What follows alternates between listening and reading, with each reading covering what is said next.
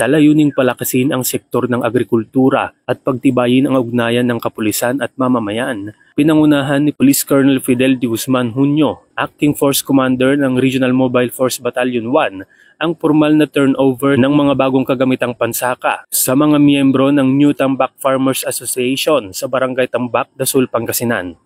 Naisakatuparan ang proyektong ito sa pamamagitan ng pagkikipagtulungan ng 105th Maneuver Company sa pamumuno ni Police Captain Chris Eson A. Soriano, katuwang ang Department of Labor and Employment ng Western Pangasinan, lokal na pamahalaan ng Dasol at Dasol Municipal Police Station. Kabilang sa mga pinagkaloob na kagamitan ay 2 hand tractor na may trailer, 3 knapsack sprayer, 3 water pump at 3 grass cutter.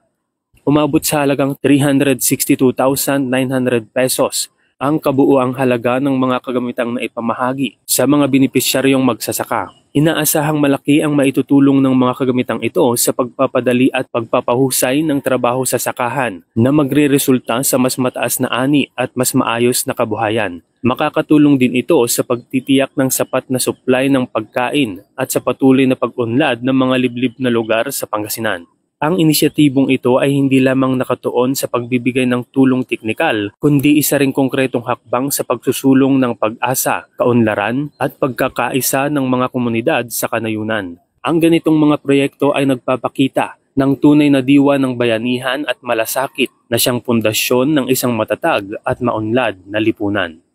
Mula dito sa Ilocos Region, ako ang inyong PNN correspondent, Police Corporal Rafi Viloria, alagad ng batas, tagataguyod ng Balitang Pulis.